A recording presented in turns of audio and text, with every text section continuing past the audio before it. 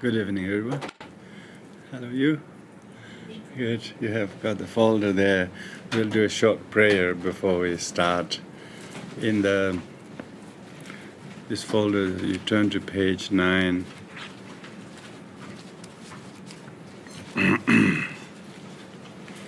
So this will be bilingual prayer. We'll do Tibetan first twice, first verse, English once, and then the Tibetan once and English twice. And then next page, requesting the prayer, doing once in each, followed by the meditation, blessing on speech.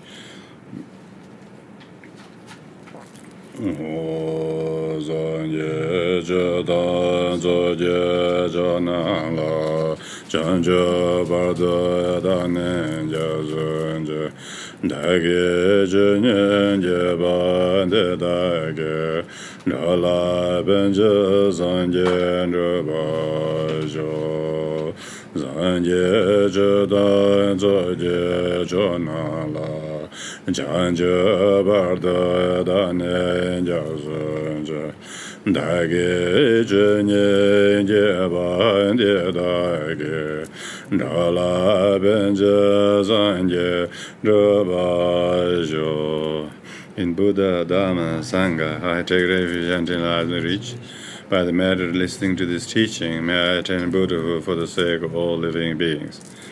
Samje damje dewa dan deve gyo dan denpa gyo dunga da dunga je gyo dan jawara gyo dunga me be dewa da me dawa gyo nyere jada nye dan jawe tanya la ne bara gyo. May all living beings have happiness and the cause of happiness. May all living beings be free from sorrow and the cause of sorrow. May all living beings not be separate from the bliss that is sorrowless. May all living beings leave attachment and hatred towards near ones afar by living with equanimity. May all living beings have happiness and the cause of happiness. May all living beings be free from sorrow and the cause of sorrow. May all living beings not be separated from the bliss that is sorrowless. May all living beings leave attachment and hatred towards near ones afar by living with equanimity. Zemje namje zambada loye jeda jeda jejo de moe de bae jeje golo gordozo. In accordance with predisposition and intelligence of sentient beings, we request you to turn the Dharma veil of greater, lesser, and common vehicles.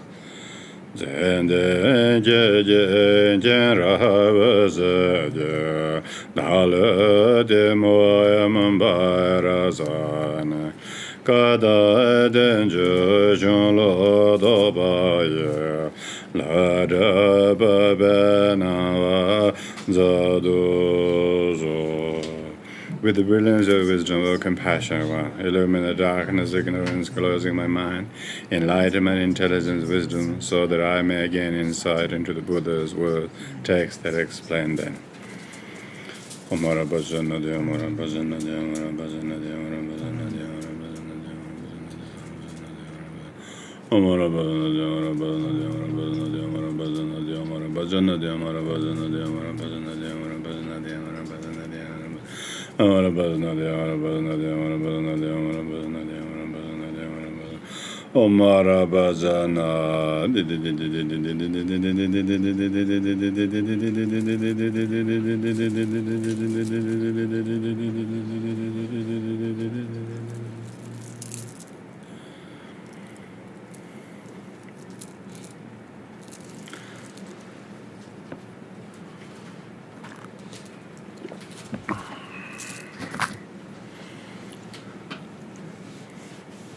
So, during these 4 sessions, we have time to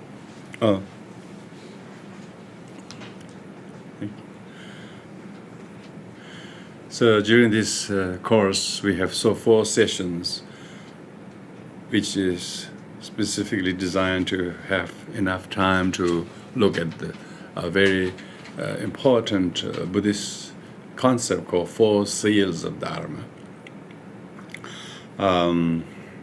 We will look at these Four Seals of Dharma, what the Four Seals are, and how binding and useful, because the word seal has a meaning of holding things together.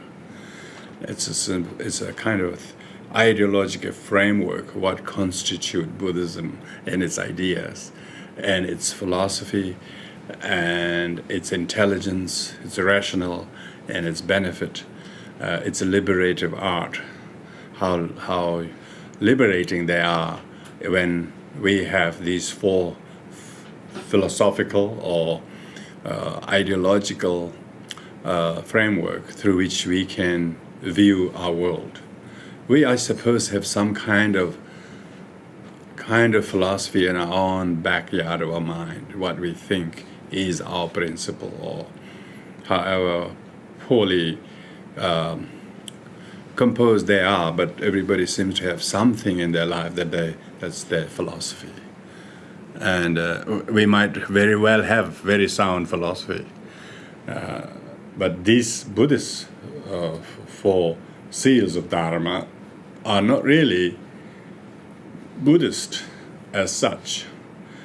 This constitutes what makes a person who follows and honors and appreciates and therefore benefit themselves by accepting the Buddha and his doctrine.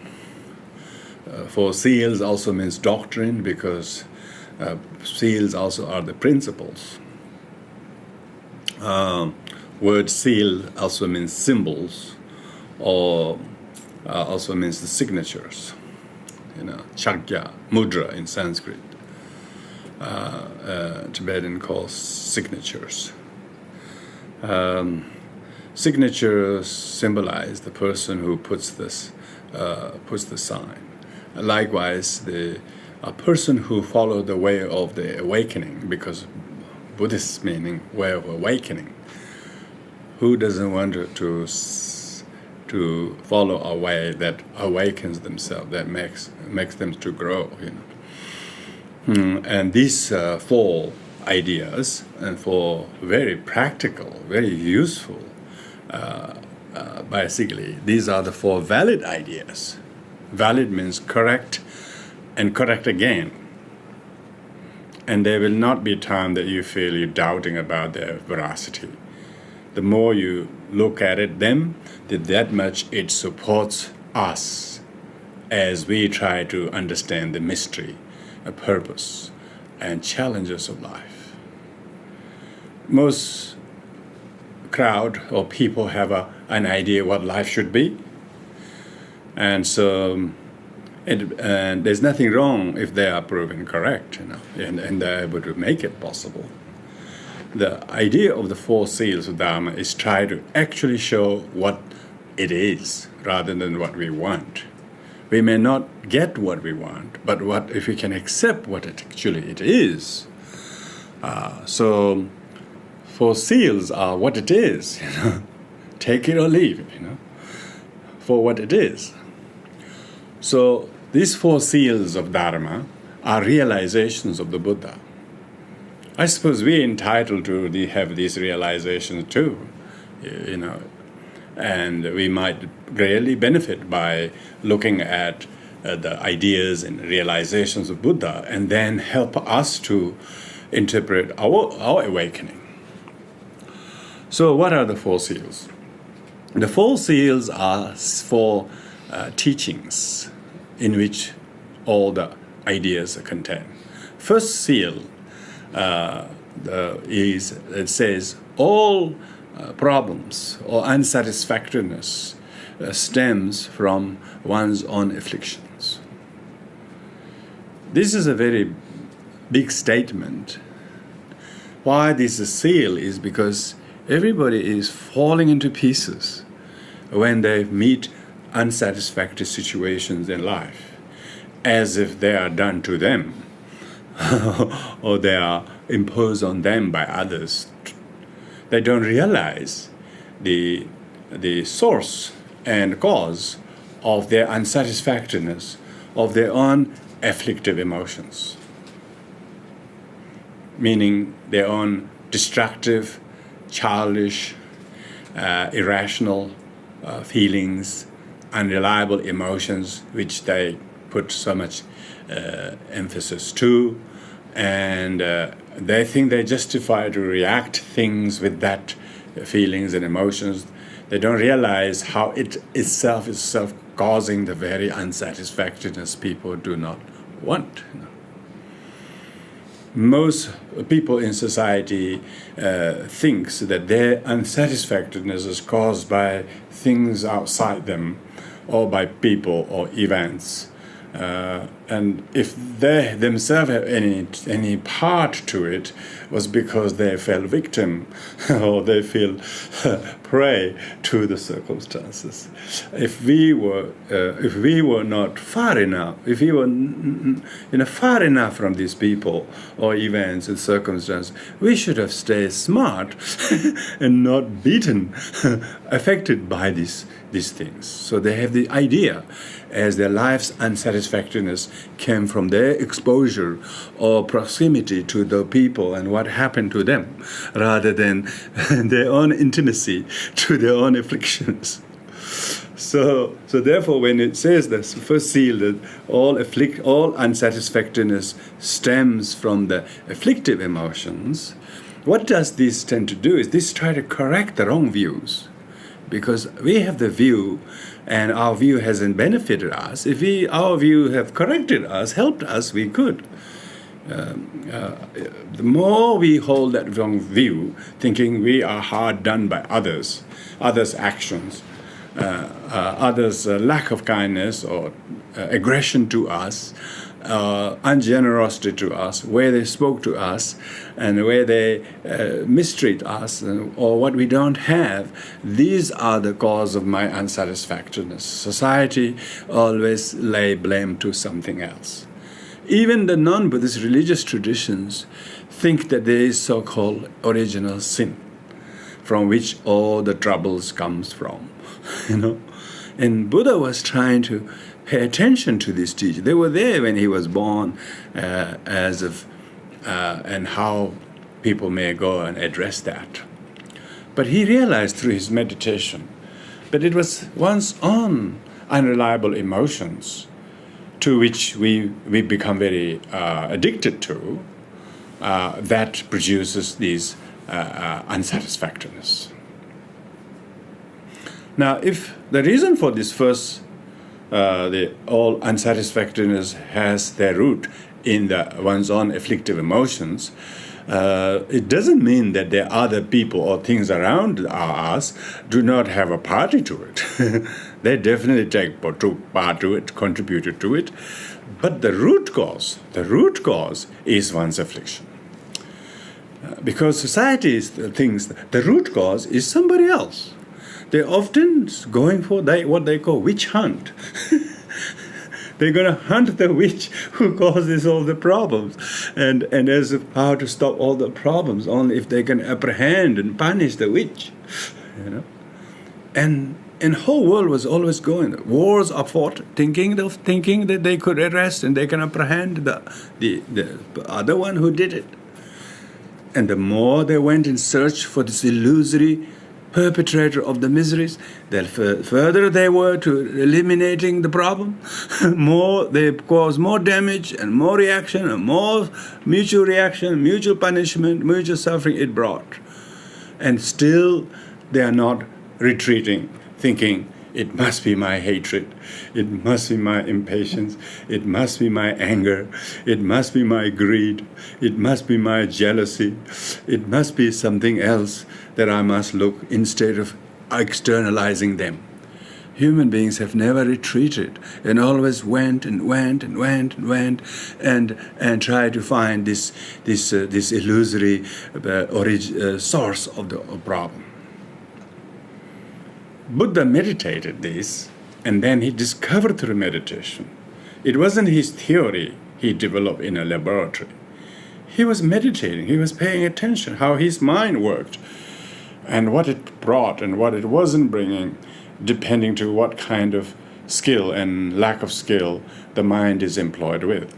Through his meditation, it became very clear and very shown to him that his afflictions are unseatable. He can unseat afflictions. He realized these afflictions are not even him or not even his. They're just conditions. That condition of unconsciousness, behavior, unconscious behavior. The more cognitive and unconscious behavior is allowed to go in current, and that much the affliction thrives. But when you become conscious and mindful, you realize you can slowly de-escalate the afflictions. You can slowly almost exclude the afflictions. You can actually see the affliction themselves don't have a life of its own.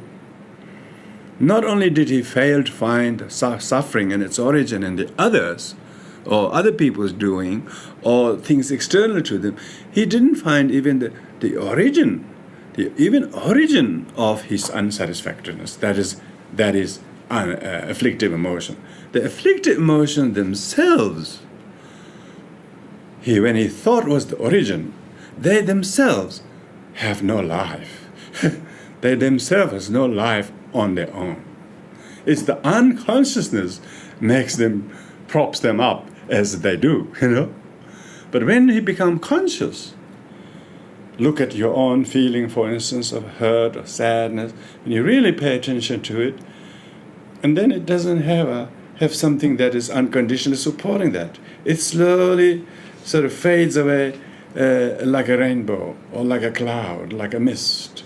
You just have to wait a little bit to see whether it grows bigger or whether it slowly vanishes off. When you allow time, even the afflictive emotions, even though it creates drama and chaos and all kinds of adversities, to the extent of us not recognizing that by our own creation of our own conscious mind, but even the objects that we thought and we implicated them, they are totally independent of those afflictions. Those afflictions were just one's own unconsciousness, unawareness that breathes like a cataract on the eyes, and then disable our ability to see. But when he paid attention, then the whole cataract of ignorance slowly was removed, and then eyesight can be restored. So, the seal of Dharma. Seal of Dharma means that which restores our sight. It restores our sight. We call the Buddha the seer. Seer.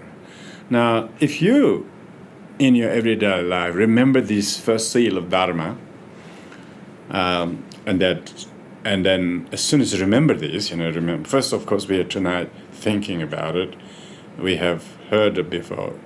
Some of us have thought about it quite a lot.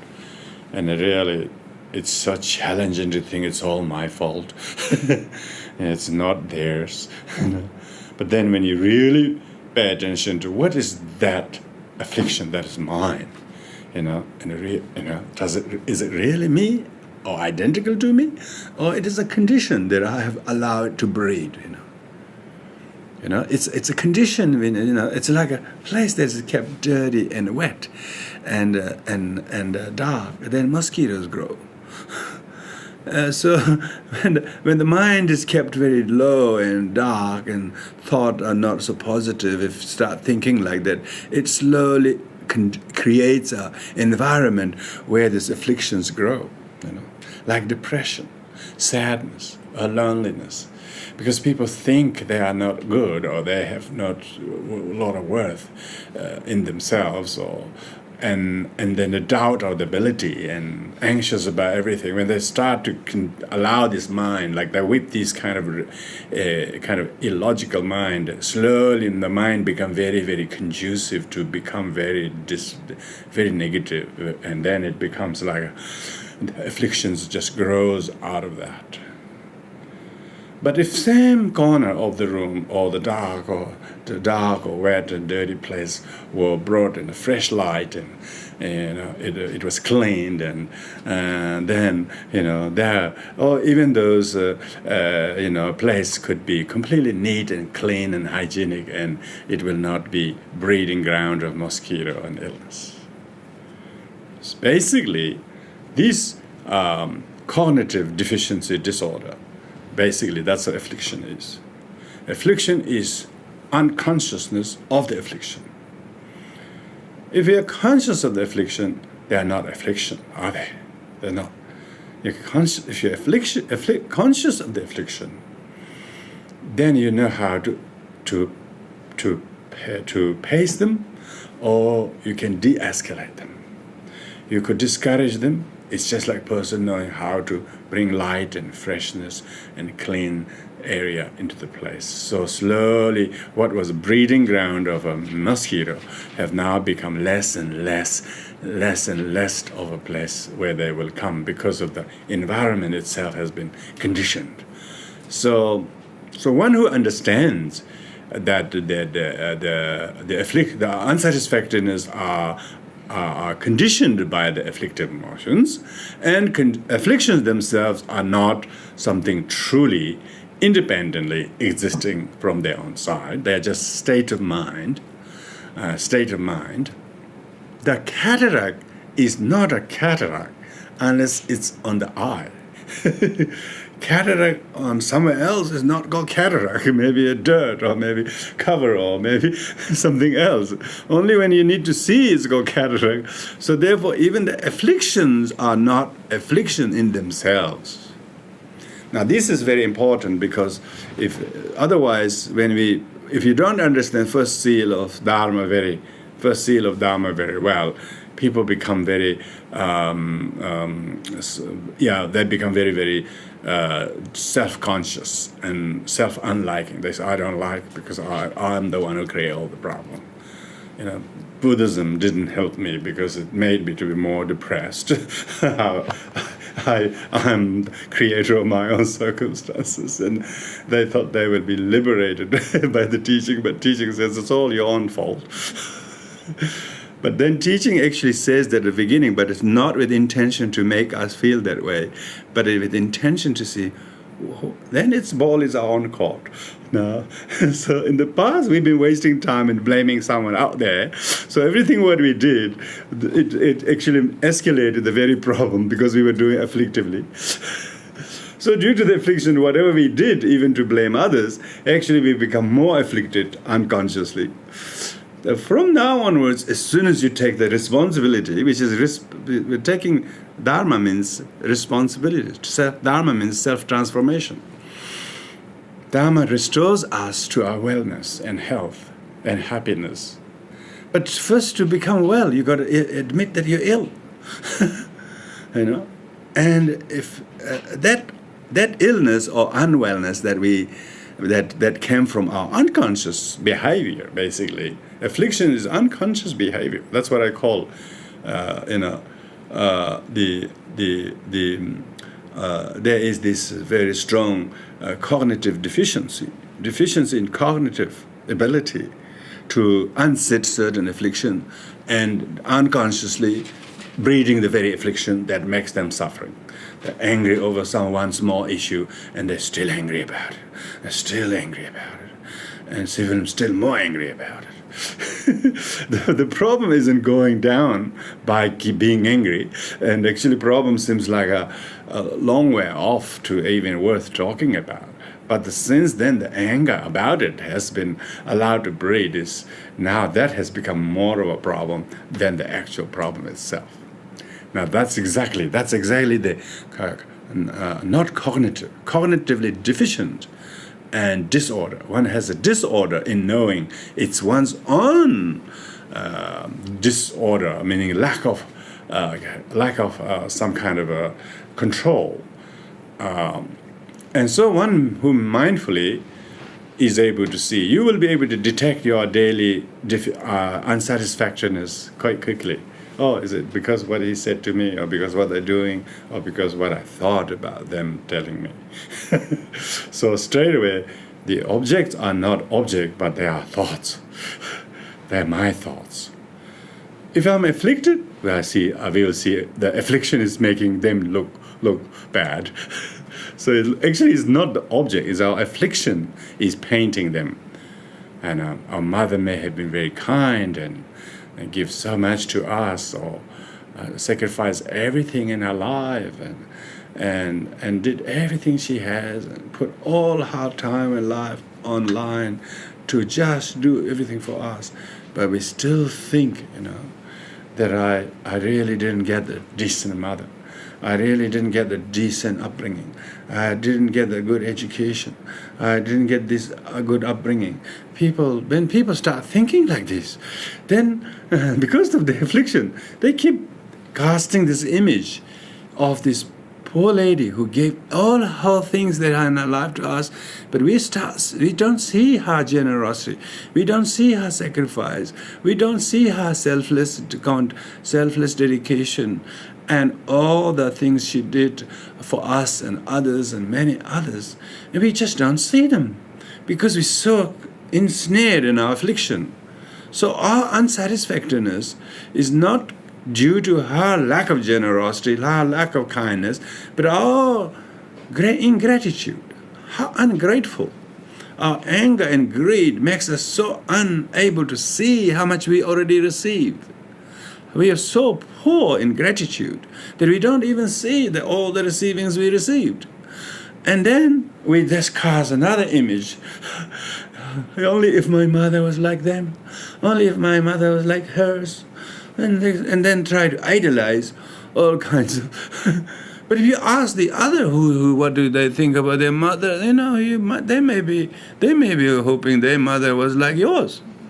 You see, see that. So people are not happy with their mother or with their household, with some situation. They think it's all to do with them that one is not happy. So they don't realize their unsatisfactoriness is to do with their own greed, their selfishness, their childishness, their meanness, their impatience, their lack of diligence is then making them to implicate others in their life not being the right person, right father or right mother or right upbringing or right this or right this. And then we have this whole multitudes of complaints about all the people around us. And that is definitely imagination of the affliction in the currency of the mind. When the mind is overruled by one's own, and affliction by definition is unconsciousness. Most people are not aware of it. It's like a person who's drunk doesn't know what he's doing in the street, going like this. He thinks he's going properly, or he just looks like awful. He's wobbling. His jacket is nearly falling. His mobile phone is dropping. His pants is nearly falling, and he's just making a fool of himself. He thinks he's just having an amazing walk. It's not with himself, you see. When a person is drunk, he doesn't know he's drunk. Like that, when people are intoxicated by the ego and pride and anger and ingratitude, and they don't have any idea that this is happening to them. So, like that, at least alcohol, if you don't drink, you don't get intoxicated. He said, at least they're marked as alcohol, and they wouldn't let people to drink unless you're 18, and there are few restrictions. But affliction, they never restrict. There's not a single place they say, afflicted people not allowed. Very good. Or afflicted people most welcome. People are not cognitive whether they got affliction or not, because affliction is a disability. It's just a virus of life. You might be physically healthy.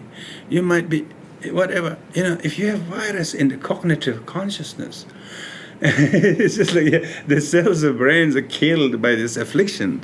And klesha, we call in Sanskrit, klesha is like a prison. They usually liken to 16 different analogies. They say the afflictions are like prison. It locks you in. It's like a poison. It kills you. Yeah? And it's like a flood. It drowns you.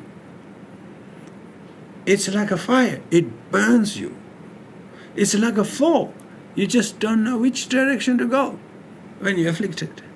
And an affliction is like a poisonous animal. Poisonous animals bite you and you're stung. You finish. But at least poisonous animals are not everywhere, particularly not some places there are no poisonous animals. So affliction in Buddhist teachings are a big, big topic, afflictions. Afflictions are the true origin. Buddha said, truth of the origin of all miseries. It's amazing understanding if you do know that. And then that amazing thing about that is once you discover that as the truth, you will practice amnesty to people. Oh, not him, not her, not them, or even not myself. It's just the affliction of it. Then you got a really power. We call knowledge is power. You have power not to resent. You have not power to not be angry or guilty or foolish or negative. Because now you have the seal. You can stop the leak. Now you can put the instant seal. Wherever there's a leak of life happening, you straight away bring that thought. Try to apprehend which afflictions. The amazing thing about the afflictions are they work in the afflictions has some categories: root afflictions and secondary afflictions, and so on. So the three root afflictions, 6 cardinal afflictions we call. I don't know whether the word root is stronger or cardinal. Seems like both pretty strong to me. Sanyo sum, root affliction. Root affliction is a desire, and second is hatred or anger, and third is ignorance. These are 3 root afflictions. Buddhist teachings will not talk about creation, how life began and how life didn't begin, and how we should do, and why Buddha suffered for all of us. And Buddhist teaching doesn't focus on that way of telling the story. Talk about Buddha had a fantastic life. He was a prince. He had everything that life can ask for. He has wealth, prestige, beauty, youth, company, and status, everything here. Knowledge, skill, sports, comfort, respect. He got everything. So it wasn't that his life was missing anything. But he still find very unsettled, so dissatisfied. He wanted to go out there all the time. He wanted to go out of the palace because he thought there must be more interesting things out his palace than his life was. Everybody wanted to be like a king, and I know it's very luxurious, comfortable, and everything's perfect in their life. But he wanted to go out. Through his search, by renouncing his royal life, knowing that comfort and enjoyment and pleasure, although were relatively pleasant for the senses, but with them the mind doesn't grow. Mind doesn't grow or become wise, and through that one could become more afflicted. Knowing this very well, he took the liberty to escape from all of this, knowing that these nearer the dog, they say, more dangerous you are to be beaten. So he says, more he's engrossed in possessing, getting attached to these possessions and so on, that he realized they can sting him, and then that he will just lose his awareness to seek the purpose of life. So that's why he deliberately, his reason to abdicate the throne was breeding his greed for power and hunger and thirst for more wealth and so on. And he didn't see how his life could be spent like his father or his grandfather, and he think it's a successor to greed, successor to power. And it didn't really entice him. He thought these were the causes of all the misery. And then when he meditated, he discovered exactly the less and less he allowed the desire or craving or possessiveness and attachment or control, the more he let go of those things, that much his mind found peace, and so so he realized that this greed and anger and all the root afflictions are not salient feature of human mind. They are just adventitious conditions. They are just temporal circumstances. When the mind is not conscious, they slowly breathes. But when the mind is conscious, they don't like consciousness. They don't like consciousness. See, light and darkness doesn't coexist. When there's no light, the darkness becomes really, looks like they're going to, when the light comes, they become light. Darkness does become light. So we should not think that our desire or hatred or ignorance, afflictions, they're not inherently or truly existent. Poison is only poison if you don't know how to use it. If you know how to use it, from poisons you can make medicine. So this idea is very important. So I was saying before that if one thinks that affliction is the root cause of all unsatisfactoriness, and I have it, I'm the problem, you haven't got it even half of the understanding of First Seal of Dharma. The complete understanding of First Seal of Dharma is that even the afflictions are themselves do not independently or truly exist from themselves, that's their own side. And this brings us to the second seal of Dharma. All things are impermanent. Now, this is very important in Buddhism. All things are impermanent. Why? Firstly, because it is. And secondly, because most people are hoping things were permanent. And all their suffering comes from wanting things to last. Nothing lasts. And yet people are holding even things that are long gone, and they're still holding that are not there. And then they think they have lost unprecedentedly something that nobody loses, and they alone has suffered a loss. And they resist with the truth that everything is impermanent. See, if everything is impermanent, that's exactly, the afflictions are included. Even afflictions are impermanent. Affliction themselves, however rudimentary they are, as far as causing the suffering is concerned, even afflictions are impermanent. Now, when you know these, then you start relieving yourself. Then you don't have a permanent afflictions. Firstly, you realize that all suffering comes from affliction, which means you didn't think, you no longer will think it's people that are causing me suffering. You don't. You still might sometimes think, oh, he did this to me. People say that. They think they're Buddhist, but they keep pointing the finger to other people. And they fail to be Buddhist again. So it's very difficult to be Buddhist, Yeah. Ideologically, you may pray, you may wear robes, you may have lots of Buddhas around you, but still the true Buddhists don't exist. Because they're always pointing finger to somebody else. They don't realize it's my affliction. It's my affliction. I'm so sorry. It's my affliction. I will learn to decondition that. If a person have a very good understanding, realization of the first seal of Dharma, you will see how much tolerant they are. Now, not only they know afflictions are root origin of suffering, but even the afflictions, if you're tolerant, will slowly decrease. It may not disappear totally, but slowly they decrease. You will see people changing.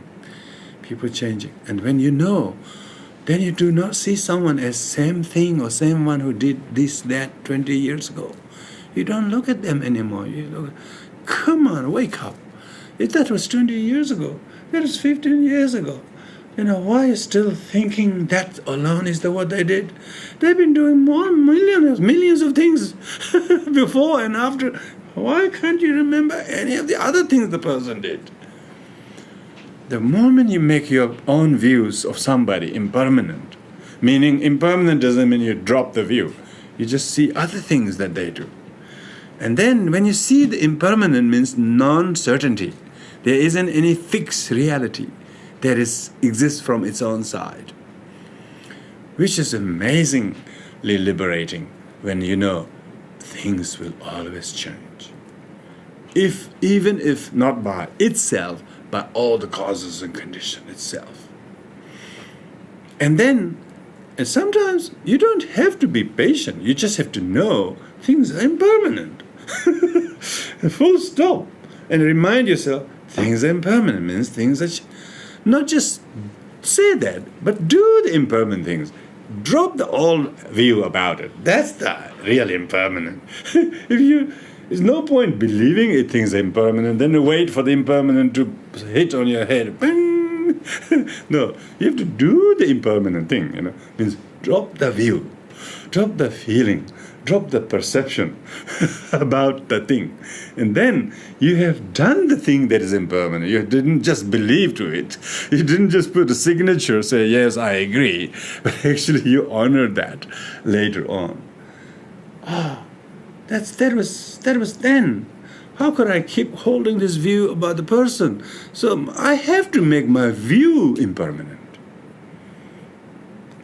Not just they are impermanent, but what if we don't see they are impermanent? The fact is not that they are not impermanent. The fact that we haven't been seeing how to make them impermanent. See, it's very cognitive, very conscious. When you see they are not the same person, I just keep thinking they are. And that's very unawakening. It's just like cataract. You're just thinking they're just still the same person, No, the person is changing. Biologically he's changing. Intellectually he's changing. Behaviorally he's changing. Dietarily he's changing. Psychologically he's changing. You can see biologically how the person changed over 20 years. They used to be straight, or they used to be very big or whatever. Now they are a little crooked. Before they might have a particular way of doing. Now they don't do that anymore.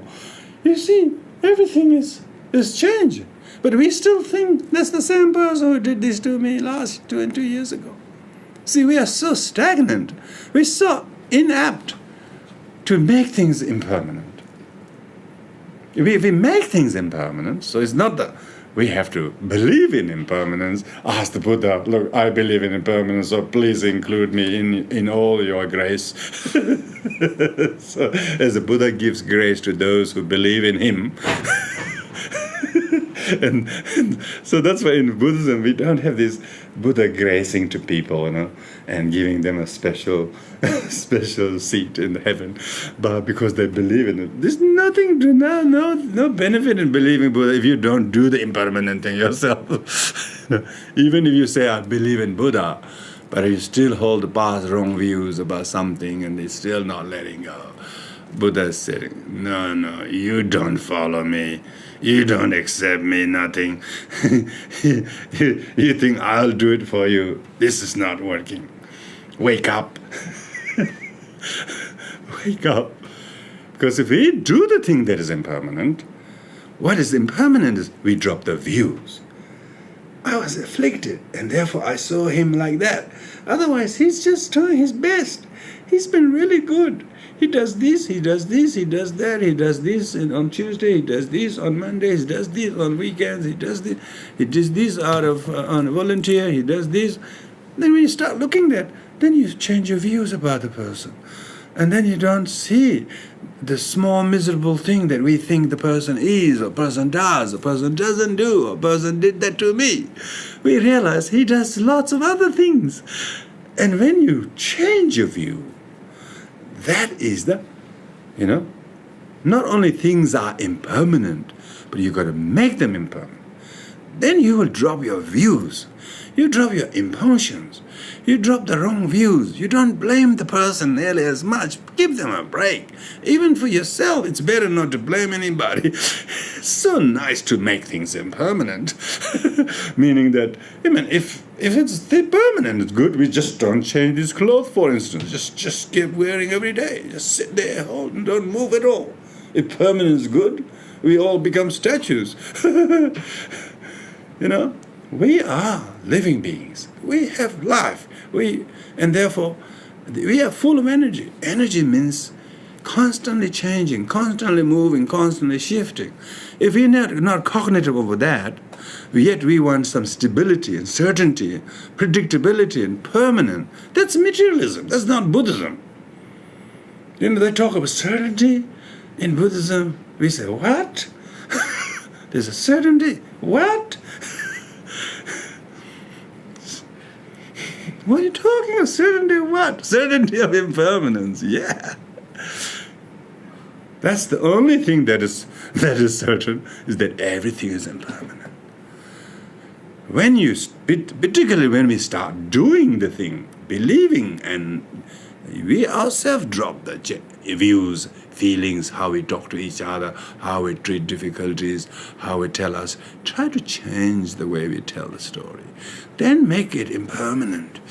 Make it possible that you no longer hold the same view anymore. That you are actually moving and shifting. You no longer hold the views. Amen.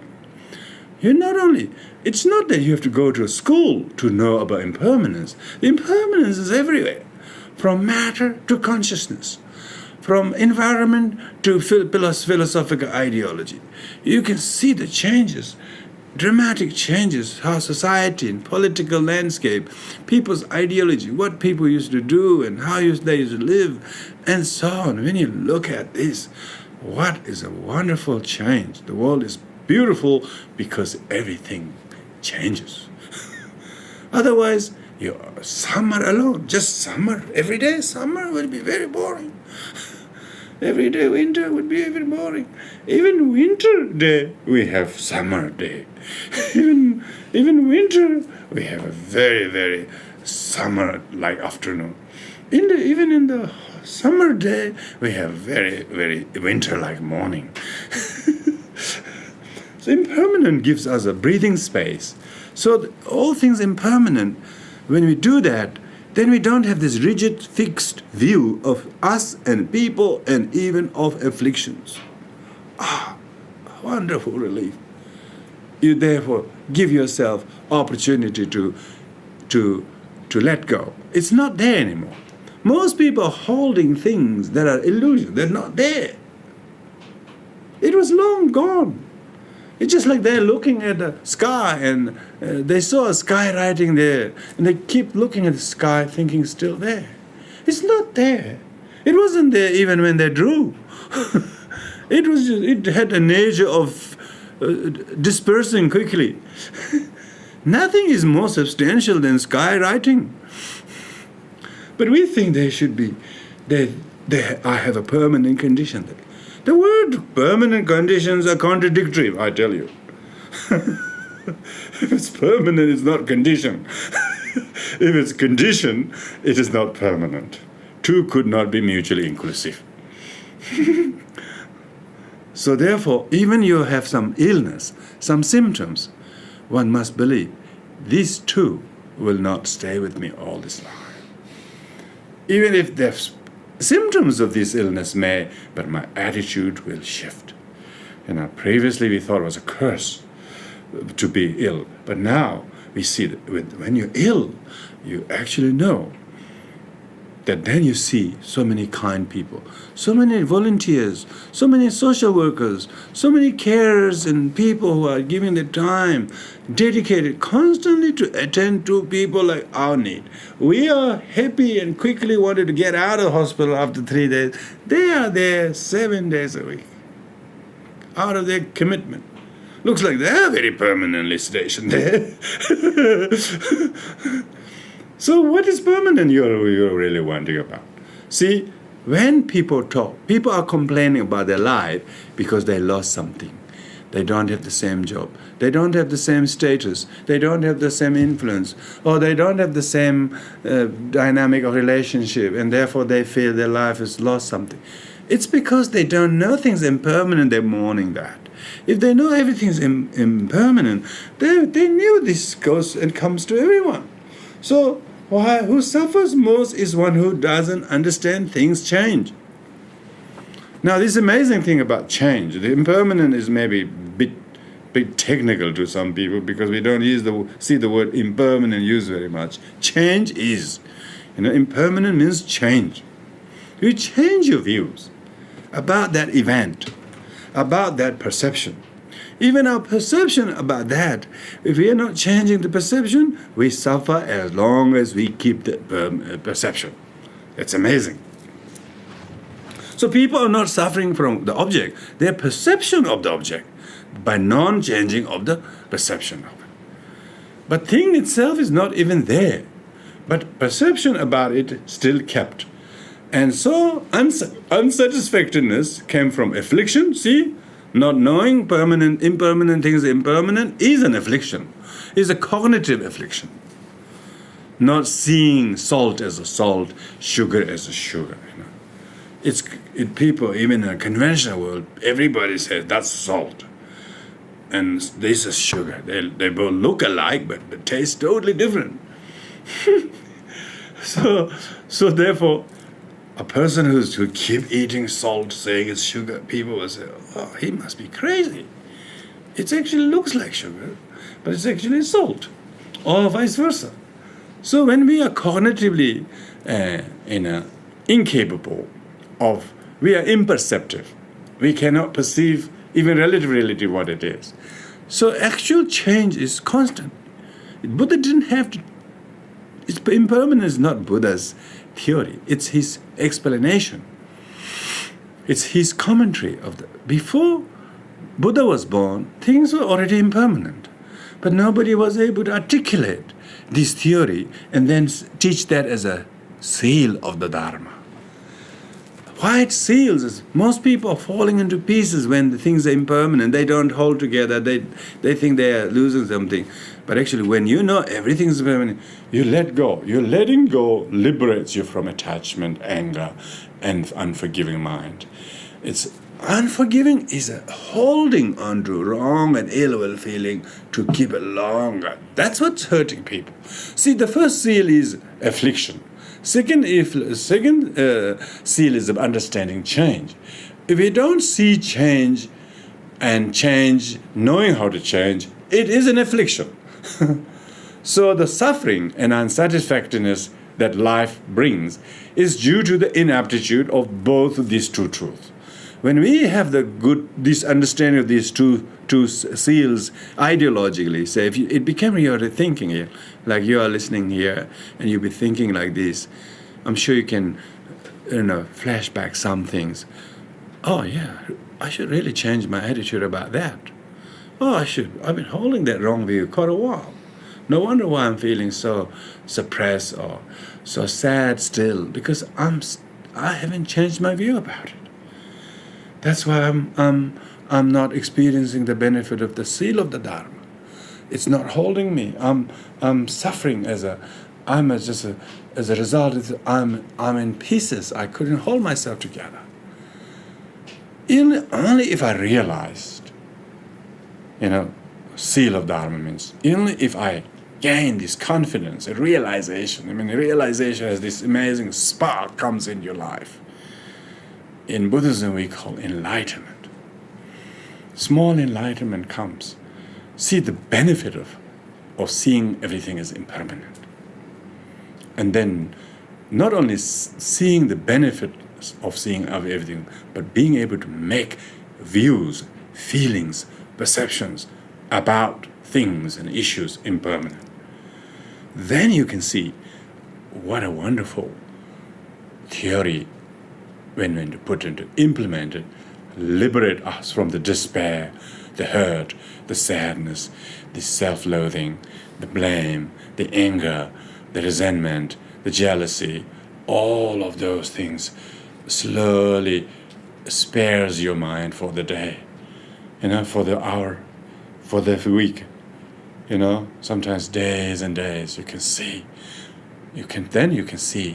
compassion. We can develop compassion to those who do not see that, suffering more and more.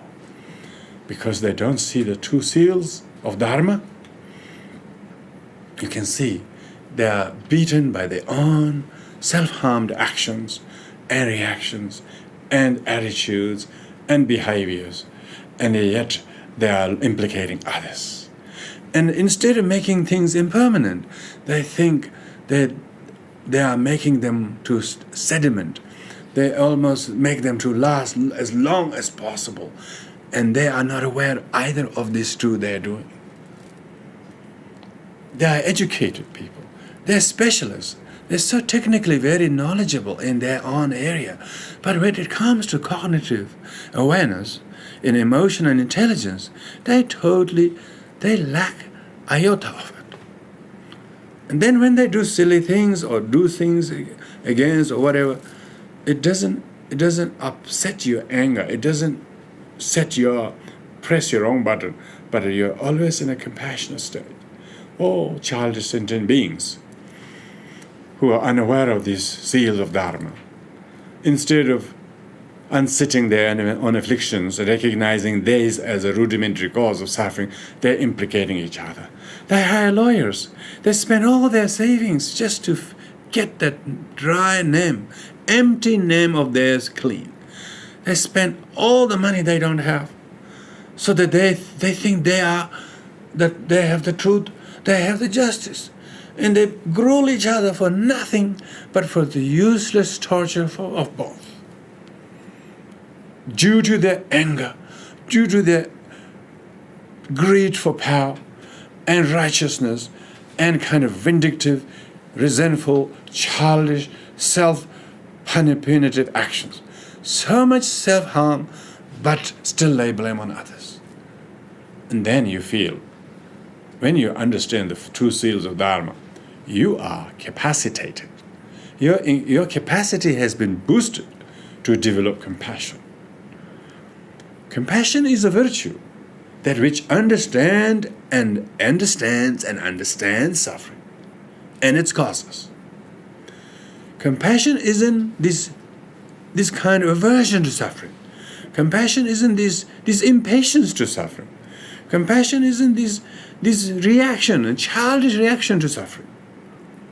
Compassion is when you don't have the seals of Dharma, you can't develop compassion. Your compassion is just like emotive reaction. There is no cool-headedness, there is no intelligence which can pause and then not react in an afflictive way. Because the affliction has already produced this suffering. Now to undo that suffering, affliction can't undo suffering. Affliction only creates suffering. You can see the cause and effect very clearly. See, now this is the seal. This is now holding you, holding your goodness, holding your nerve, so to speak, restraining your childish language in which you think and talk. It is calming you. It is restraining your affliction, becoming action, and action becoming causing more suffering to oneself and others. You can see the causal link, the affliction, unrecognized affliction, take the actions, say the bad words, and think the ill will, and then react. And then only to cause more suffering to the other, and duplicating. The vicious cycle of suffering is now perpetuated. When you don't see the first two seals, there is no Buddhism, there's no compassion, there's only culture, there's only a form of Buddhism. There's sort of ritual, prayer, culture, chanting. These things are a form of Buddhism. Cultural form of Buddhism. I wouldn't dismiss them entirely because form is necessary. But substance must not be lost. This is why Buddhism is more cognitive, intelligent kind of an instigator than turning people to devotee Buddhism. First, they have to discover these four seals. Then they are really, really enticed and enthused by the Buddha and his wisdom.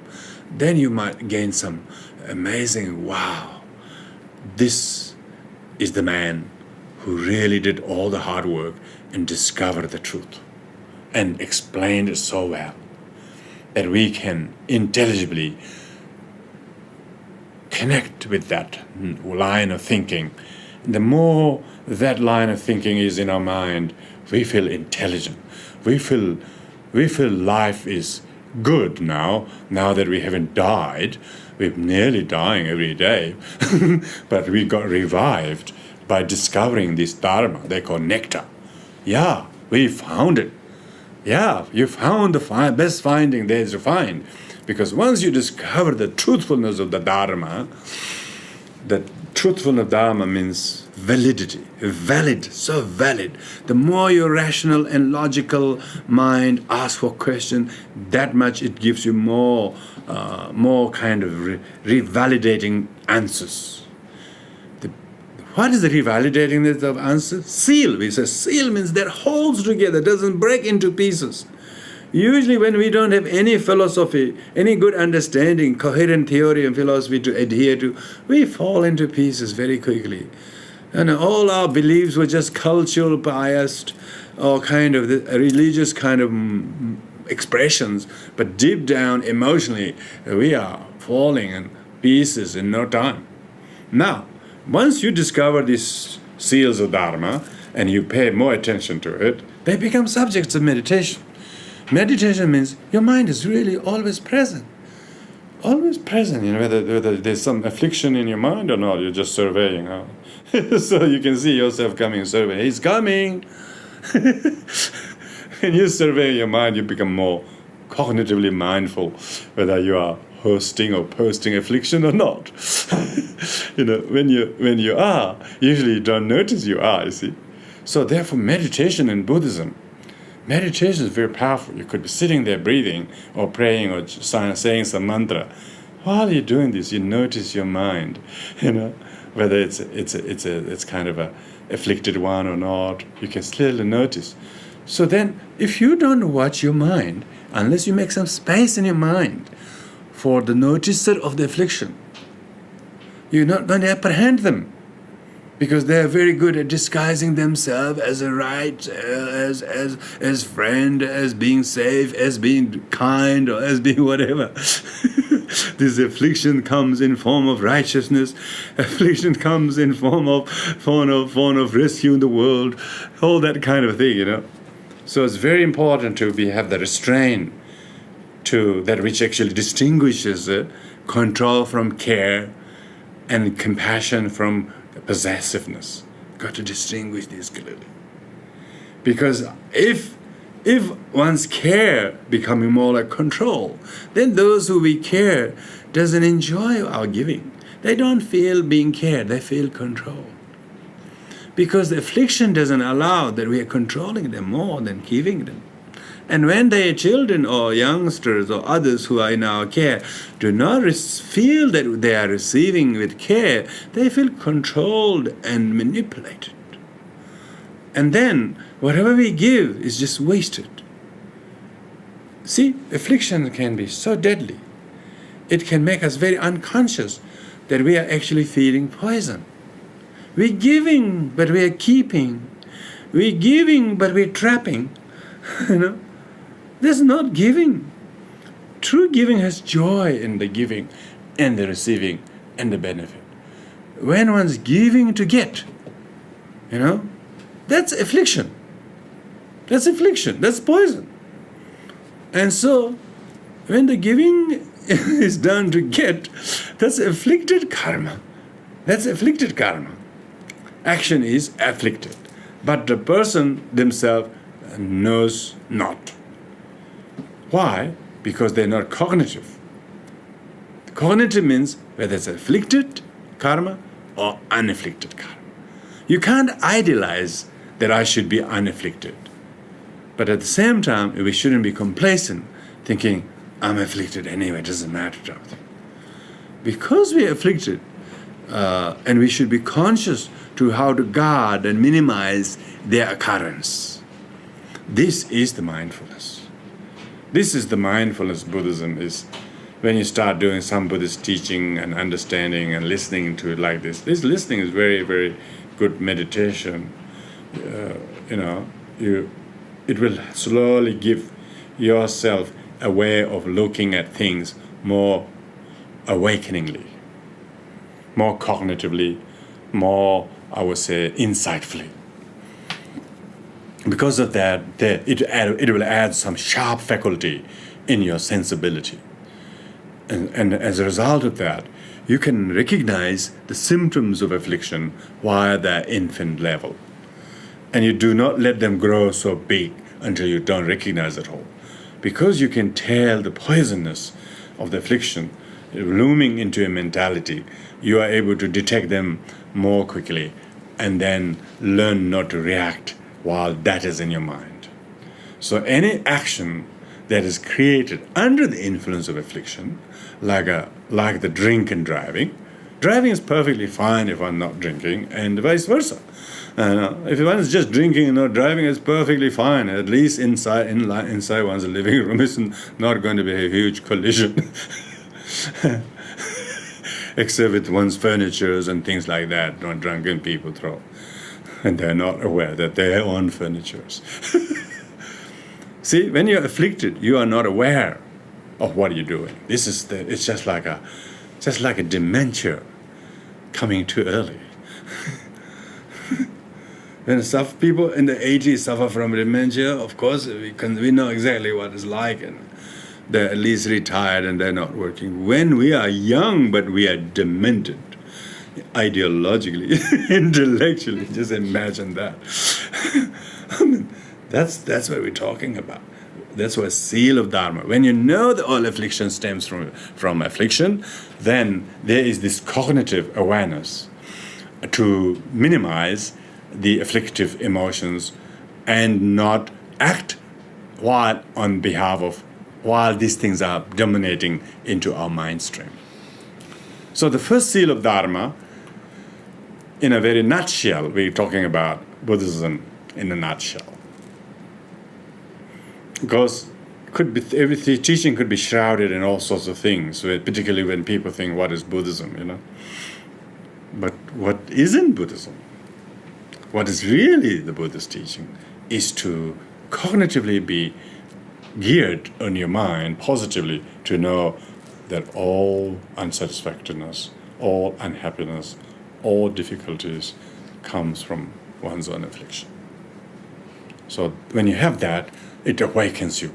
Buddha means one who awakens, one who knows, and one who knows the correct knowledge.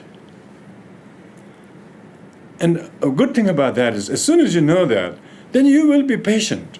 You will not react as if it's somebody else's fault, and you will not waste your time in correcting them, as if you're going to clean the world by getting rid of such people. One cannot clean the world until one's own mind is free of the affliction. So the first person is very cognitively responsible how not to make it worse. Then he's contained and restrained and have some kind of capacity to de-escalate the affliction, and therefore the danger of taking a reaction is less likely, is minimized. Safety is what we're talking here. Safety, so that we can prevent suffering, deluging everywhere or flooding everywhere. If we can stop the flood, build the dams, or stop the flood coming into, it's called rescuing. Dharma is to rescue poor sentient beings from drowning into the ocean of their own afflictive emotions. Then we have really sealed the dam. Then we have sealed the leaky life from which people are being drowned. Then we are actually, the word seal has a meaning of holding you. In spite of all unsatisfactoriness among many deluded sentient beings, you are still making a difference among those who do not know how to. And you're able to extend your gracious generosity and tolerance and kindness to be of some or little help to others. That is unselfish. That is kindness. That is generosity. These are not afflictions. So when a person is able to unsit the afflictions, they're able to practice karma, that is called wholesome karma. their responses are kind and very, very liberating, very, very well received. So good karma, we call person is able to do good karma because the mind which is free of affliction can create good and wholesome karma physically, verbally, and mentally. Because what is so afflictive is it's manifest in the person's words, it manifests in the person's aggression, or his impatience, his inconsideration, or his lack of generosity. And these things are so obvious how much affliction is there. But the moment a person is able to restrain this affliction, then the exact opposite of the affliction. Miserly person, generous. Impatient person become patient. And selfish becomes selfless. And unforgiving person become forgiving. And angry person become very loving. See, that is what a seal of Dharma does. Not only it prevents the suffering, it actually causes the happiness. It can empower oneself to do that actually makes healing possible. So healing meaning the eradication of a problem that is mental, psychological, emotional to persist, and it prevents it from continuing. And therefore, it's like a symptom of the illness has been stopped. So the cessation of the suffering, which is caused by affliction, is only possible if we know the very first two seals of Dharma. First is all unhappiness comes from affliction, and then second is all things are impermanent, including the afflictions. So instead of thinking original sin, that we are born with it, that we cannot get rid of, even afflictions are conditions. They are not come from genetics. Does not come from anything, but they are due to condition of the mind not being very apt and very rational and very logical. So with these two seals, we can look at in Buddhism we call if a person understands Buddha Dharma, Buddha means the enlightened one, Dharma means enlighten one's way, the Dharma means the way. The way it's ideological way, there is a behavioral way, and there is an attitudinal way.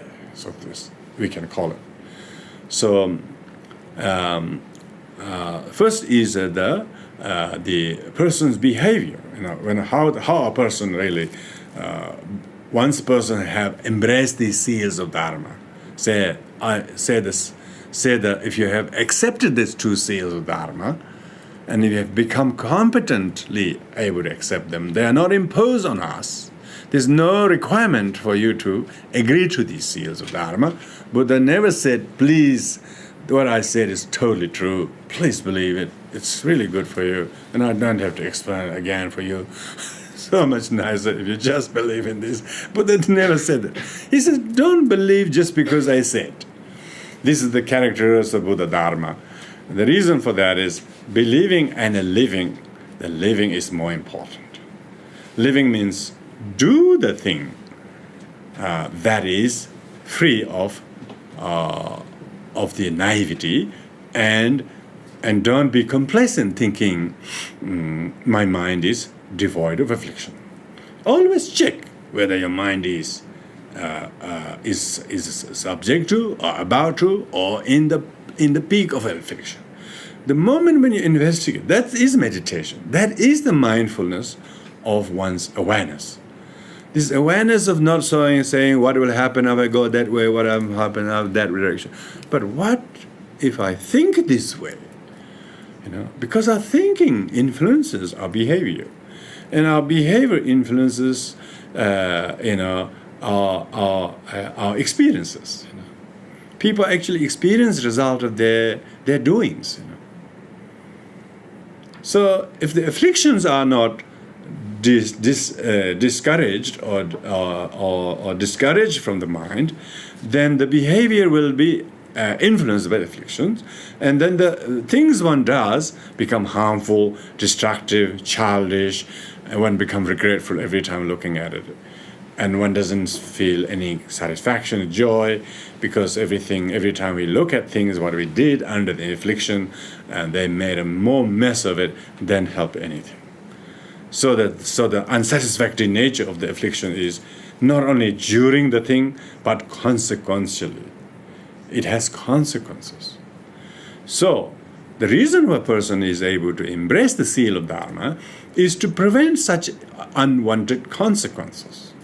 And so, in order to prevent unwanted consequences in the future, one wanted to create causes that are not contributory to such consequences. And so, being able to stay apt and conscious to do that is not affliction. It's awareness. We call it wisdom. So a person who agrees to these 4 Seals of Dharma, particularly this first one we're looking tonight, you're always on the look of your own mental attitude. There's a mindfulness of, they call right attitude. Whether our attitude is selfish, greedy, aggressive, or ignorant. If these mentalities are not there, our attitude, intention is very altruistic, and there is no really fixated mind that is clinging onto something, and your view knows that things are not always going to remain the same, so there's very little unrealistic expectation to have a predictable outcome. One is not attached to outcome. One is more conscious of the process. Process is more that makes the product, if it has a fixed state. No product has fixed state. Even products, even though are effects of causes, but products can themselves become causes. If we are not aware of the process carefully, even good product of some good causes, if not handled carefully, could become bad causes for another thing. So things are very changeable, Things are only good for some time, They say best before, Things are only good before such date. After that means it's no good. So means if some situations are not meant to continue, whether it's position or relationship or whatever you do, if they are not mutually beneficial, then it's a good idea to be able to let go and let the change happen. Let the change occur amicably or without too much drama. Some drama ought to be there, otherwise too boring. Some drama has to allow, because both will not be in the same state of mind. One will be more afflicted than the other, so there will be some drama. So a little bit of afflictions there, but that's exactly when somebody's afflictions there, the other one lifts the weight, and then you can see that happened to you, but it's not unprecedented. It's not a big shock or cause of disbelief. Why? Because everything changes. So it's nothing unique to me or to him or to my life or to my health or to my position. And when one is gracefully able to accept that, as soon as one accepts, amazing thing is, then something good happens. If one doesn't accept, it just holds us back many years because we resented that, we brooded the ill will about it, and then you can see that the afflicted emotions continue to produce suffering after suffering, even though we want happiness, but we are unconsciously creating the causes of the suffering, causes of the misery. And when one is able to know that, that of course, then the duration of that could be shortened. The velocity, intensity could be reduced. And the reaction and the passion-driven action that people take could be stopped. And then there's peace, meaning that you will not get into counterproductive negative reactions and actions. And when you know how to do that, because I'll reduce affliction in the mind, can do things in a very amicable, very peaceful, very harmonious, very giving and generous way, and then there is no huge catastrophe. There's almost like a graceful parting and separating things, splitting things, because even our body would be split into pieces, and nothing, our hairs fall off all the time. There isn't anything that is one. Everything is jumbled up pieces together, and so it will fall into pieces. So it's not a catastrophe. It's not a tragedy. It's nature of existence. Look at the trees. How many flowers? How many beautiful red leaves that grows, and all of a sudden they all drop. And you wish they stay a little bit few longer. At least we can enjoy the color. But as soon as we're starting to enjoy the color, they're all dropping and dirtying our floors. So they're no longer going to stay. They're always on the tree, looking pretty for us. So even beautiful things, you get attached to it, they will become cause of misery. Yeah, they were only cause of happiness a while ago. Now they become cause of misery. Why? Not because they're changing, because we're refusing to accept the change. We're refusing to let go that they are dead leaves.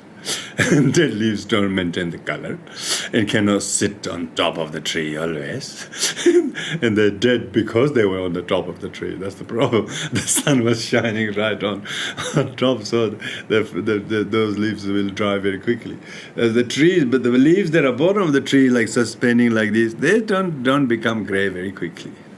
So if we attach to something, even beautiful things become cause of misery. Not because they change, but because we don't change our attitude about them. See, when you know it's a seal of Dharma, all these happenings around your life, you can gracefully watch and not get hurt or upset or defeated or dejected. This is the nature of, this is abundant flow of nature. Like the river is flowing continuously without even halting for a minute. It continuously goes as it has got an appointment to get to the ocean by such time. They're so reliable. They can never turn back a river. It continues to go only to meet with the ocean, where it loses its identity. The clean, fresh water now becomes salty and water, and that's the nature of change, flux. So when you know things, everything is impermanent. It really seals you from collapsing. It really seals you thinking it's a shock, it's a disbelief, it's a story that what happened to me. That happens to all the time. Just question is how apt or inapt we are. When we are apt, we have the attitudes and good aptitude to understand the law of nature, that everything changes. And sometimes change can't come early enough. Others, change is not coming at all. It's not these big changes have a particular pace. It's just when we want it so much to change, it doesn't seem to change very quickly. See, again, affliction is coming. We attach to change. See, even change is not a thing to become attached to. Even change has its own time, Some are some are periodical, others are seasonal, others are momentary, others are annual, others are 4-year term. They say that no matter how good a U.S. president is, he can't have more than 2 terms. Did you know that? There must be a reason, Even though somebody's good, they can't change the law. They didn't say we got such a good president. He was so good in both terms. We should have him for 3rd term. No, they don't. Like that. So all positions, however much you enjoyed, whether it's youth or influence or friendship or whatever, remember, rejoice them while they last. Don't get attached to it because they won't. Then you don't suffer. Amazing. Why? because you got the seal. It's just like elephant glue. You can glue it together. You can stop it from collapsing, falling into pieces, because you got this philosophical alchemy. You have this little mixture of Buddha Dharma apply on your life. When things are falling into pieces, you can apply. We should give everybody a tube every night. that squeeze that. Apply to your lives, boils or bruises. And that the first seal of Dharma, and that is caused by affliction, not by this person, not by that person, or even by this self-person. None of these are inherent cause of it. Even cause are not one cause. Cause are multiple, coincident, many causes and conditions. We use this. We never say anything came from one cause, afflictions included. Affliction alone does not cause suffering.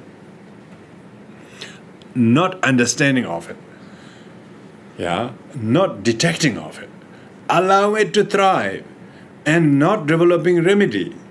Yes, affliction itself, when you found the remedy, even they are not formidable as much as we thought they were.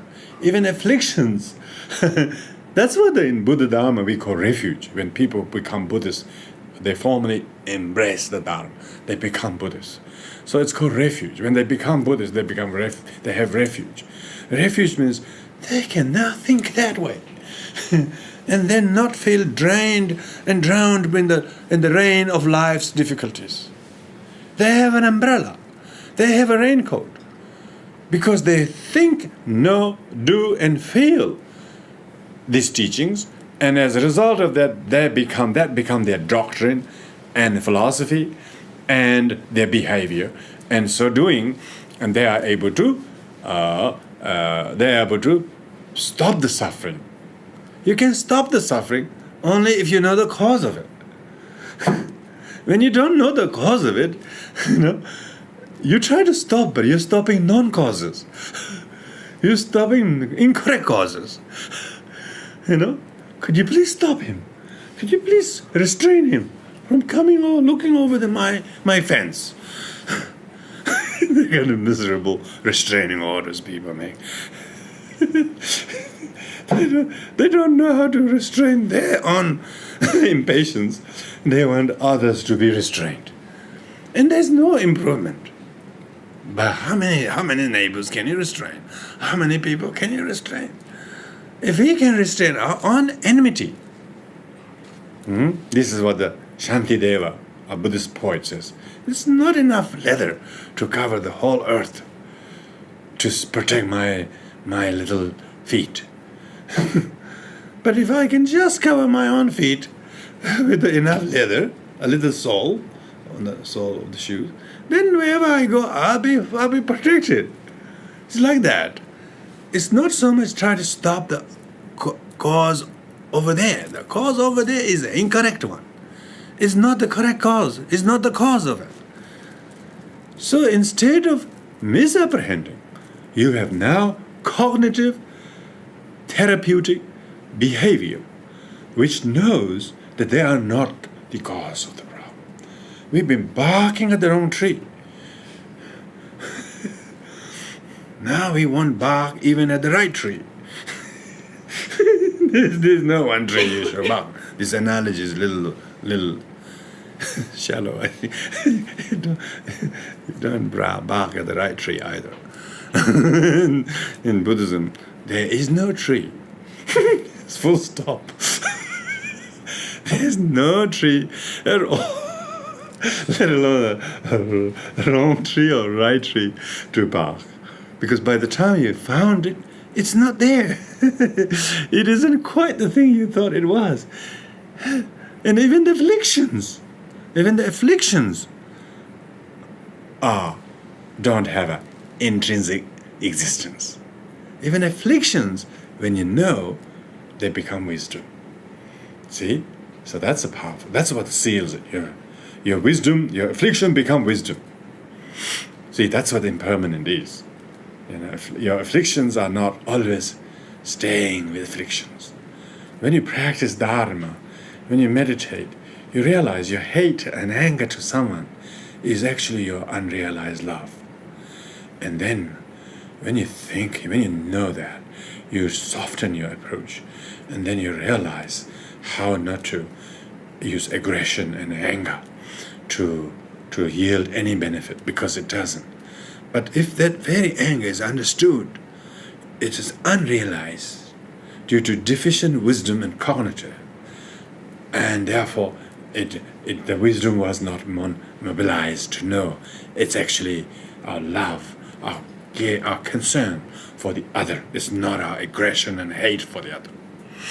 Then, see, your affliction does not become angry. It becomes it is actually lost love, that we couldn't claim it well, that we couldn't reconnect well enough to get it back. So we are mourning the loss.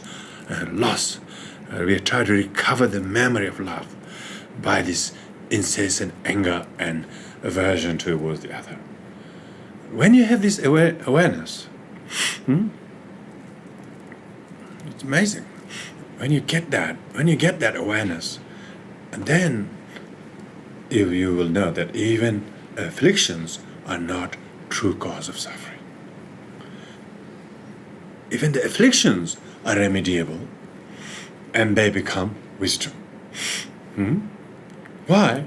Even afflictions are, like all things, impermanent. Particularly when you make them. When you make them impermanent. You have to make them impermanent. You have to consciously change it. You have to consciously deframe the frame.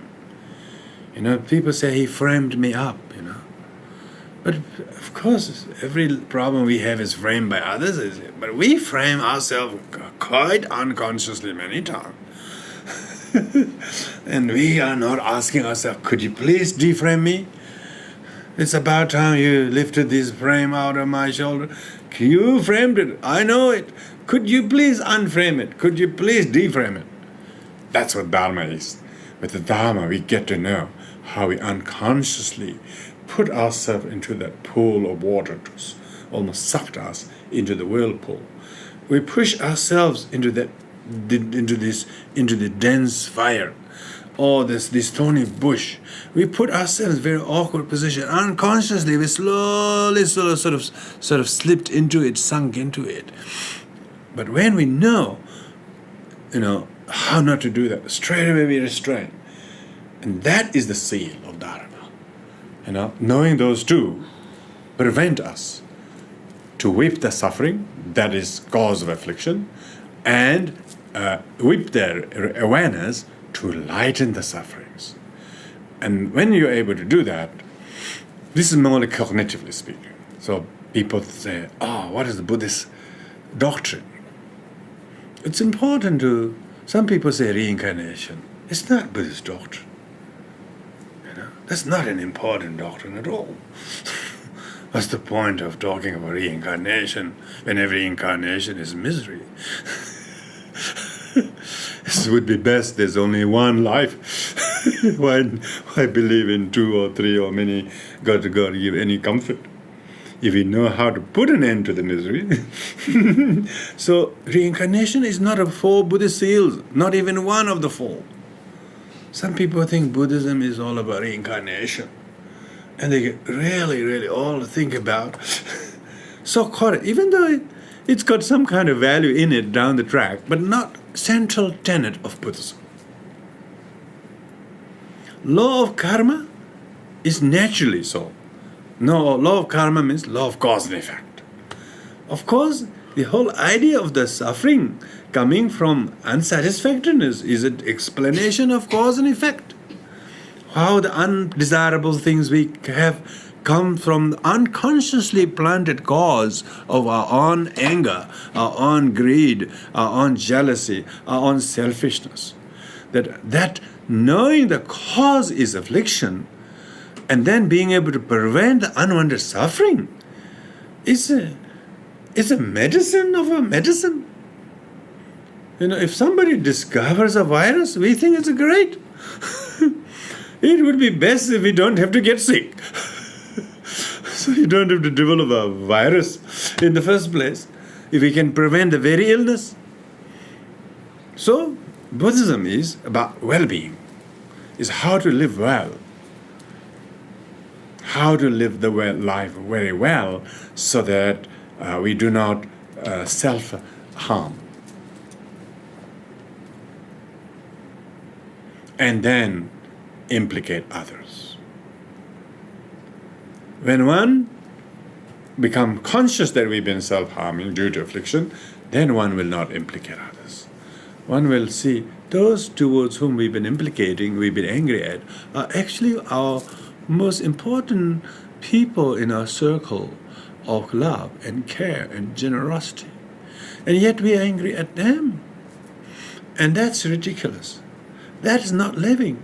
That is dying every day. It's like dying without dying. It's not living.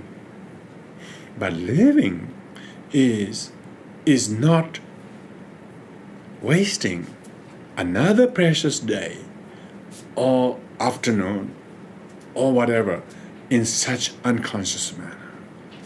That is Buddhism. Buddhism means awakenism. You're sitting there in the evening, maybe once yourself, reading a book, most of the time thinking like this, thinking intelligibly, and then have profound welling of compassion towards those people who we were angry, we were, resentful. These are very my loved objects. They still are. And then send them profound forgiving mentality and understanding in your mind in the meditation. So you can see the now space, you can see the space being made in your mind. Your mind becomes more spacious. And there is change of heart. There isn't this cold, standoffish feeling towards others. That's so cold, so unliving, ungiving. But to send them healing, forgiveness, understanding, pardon, is oneself unsitting one's affliction of anger and resentment. And then slowly the anger becomes love. Now you can reconnect. Now you can love them again. You're able to love them again. Not because it suits you, because it's necessary. Life is so precious, only if we're alive, not if we're dying. If you are filling your heart with more love and peace by thinking of this. All religious tradition says you should love each other, but they don't teach you how to. In Buddhism, you have to first know why we hate in the first place. The hate and anger are unrealized love. And so the potential for transmutation is that great. Buddhism means awakenism. It's enlightenment. Just enlightening your mind. This is what I need to do. This is how I should view and guard and direct my life. I have got few tips here for my life. I shall use this like a small, really, really good advice. I must keep reminding of myself about these central tenets and look more closely into it, about the pragmatic, useful, practical benefit that they offer. When you have that, then you have tasted the flavor of the good, nut that's been kept in the shelf so long, until it reaches safely in your hand. It got to be sitting like that.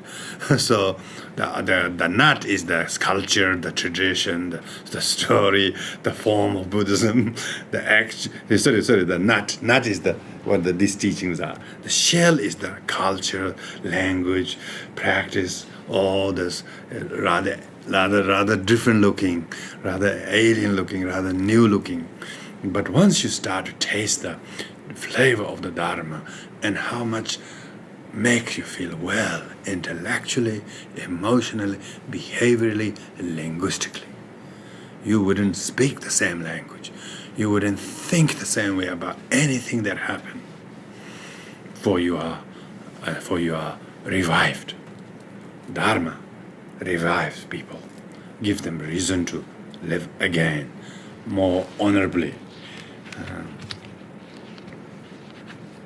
So tonight we cover these first two seals. First two seals a little milder, so we could afford to talk both of them as an introductory tonight. Next 3 weeks we will talk more specifically on more specific practices that the people do to remedy these in order to be receptive to realize the other two seals.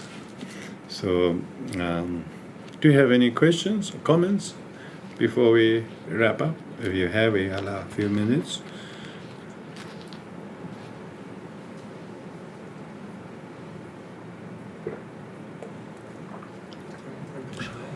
Is the first seal like the first truth, the truth of Dharma? No. The first seal is actually both first and second truth. Yeah. So when we talk about 4 truths, first is truth of suffering, second is the truth of origin of sufferings. So these both 2 truths are covered in the first seal. First seal, yeah. Because the unsatisfactoriness is the truth of suffering, first truth. The origin of that is the second truth. So therefore, first seal, the first and second seal, first seal actually covers both of the 2 truths. Truth of suffering, truth of origin. Truth of suffering means the life basically is unsatisfactoriness. That's the truth. That's the fact. And the truth of origin is, but why the life has to be like that? Is it possible life isn't like that? Yes, if you are not afflicted. So whole effort and practice that we do, which covers in that third and fourth truth, is how to not succumb ourselves to these unsatisfactoriness due to the afflictions. So those 2 are the first seal covers the first 2 truths. Thanks. Mm-hmm. Yeah. So why are the afflictions so addictive? Is that the nature of the mind, or like why are they so Because we are not cognitive. It's like we are not so aware of the affliction. If we're aware of the affliction, the afflictions doesn't have a life of its own. But another thing is, afflictions has been practiced so many years, so many lifetimes.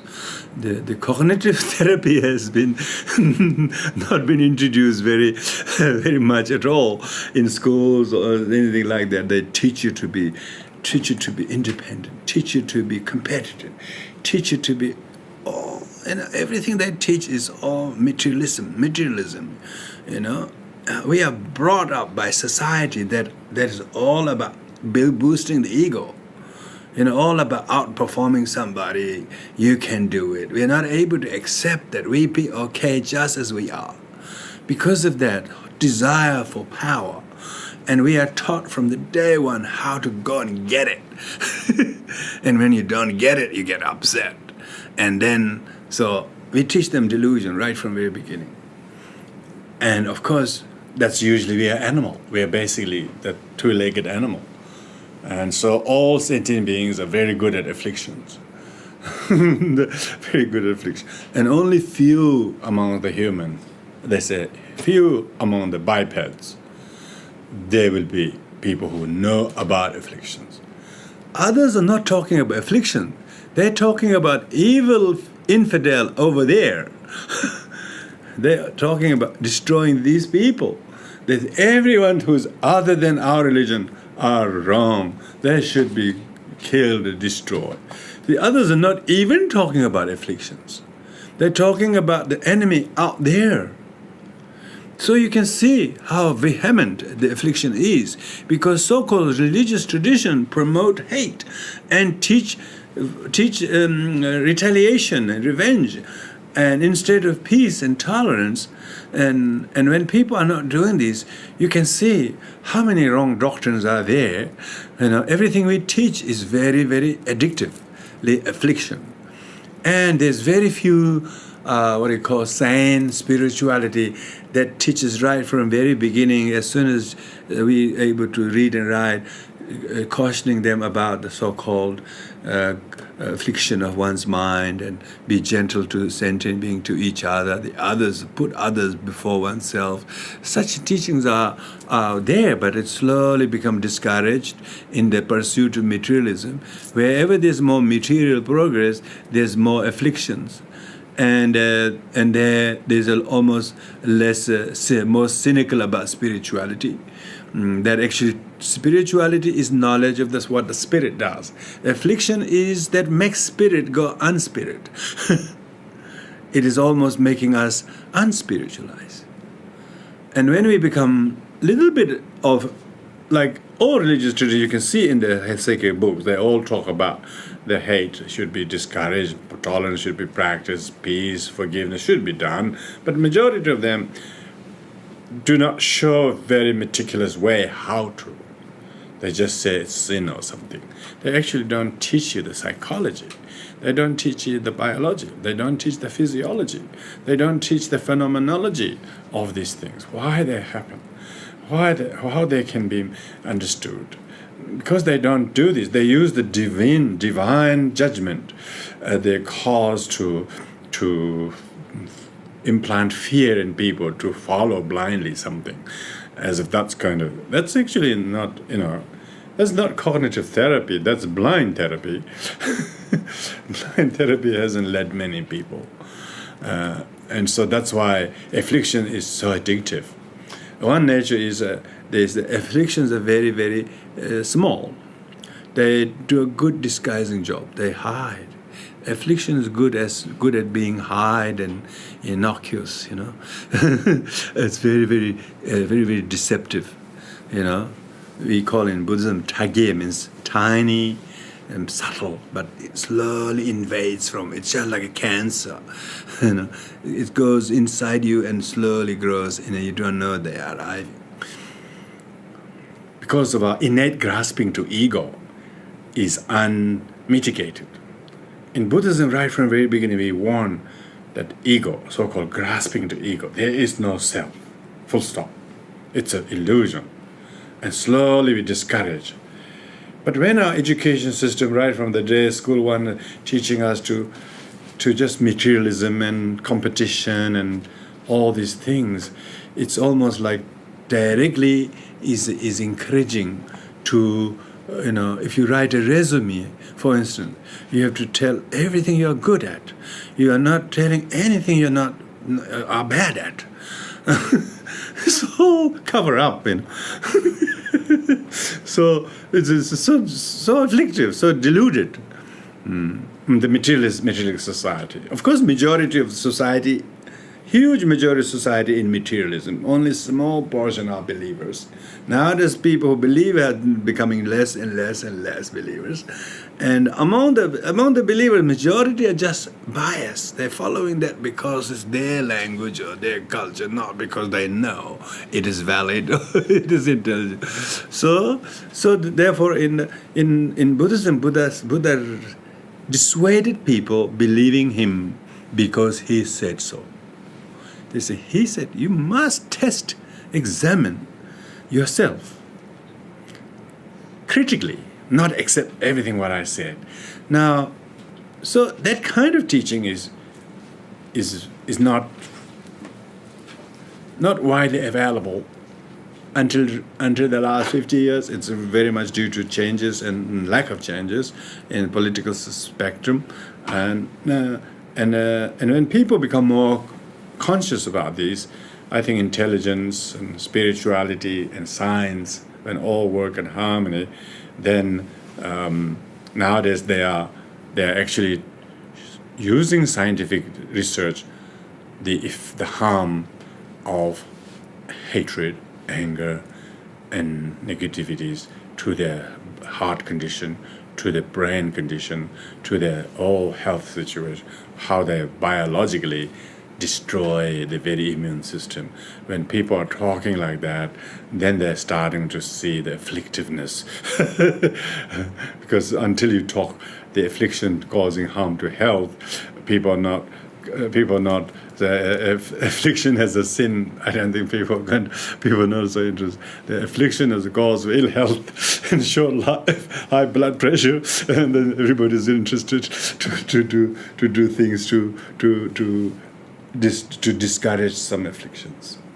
Whether they're silent meditation or whatever people do, they are monitoring the body, the responses the meditative mentality does to the physical body and organs there, and how they respond to the medication, and how they could quickly release the tension or the kind of inflammation in the body. So this is where the affliction is so addictive. That's why it's called poison. That's what it's called. That's what it's called prison. So difficult to be free from. Okay, we'll conclude here. I'm sure time will help you to digest these ideas. And so now we always finish these classes with short prayers. And you and I are here in the evenings, giving your time. Think of others and places where people are so addicted to the affliction. So let these thoughts and prayers and awareness slowly have ripple effect, and make a small but a consistent difference in people's lives. So with this in mind, we do the dedication merits on page 11. By the merit of this, may we attain the state of omniscience and defeat the evil enemies of defilements. May I liberate all sentient beings from the samsaric oceans, the turbulent waves, birth, old age, sickness, and death.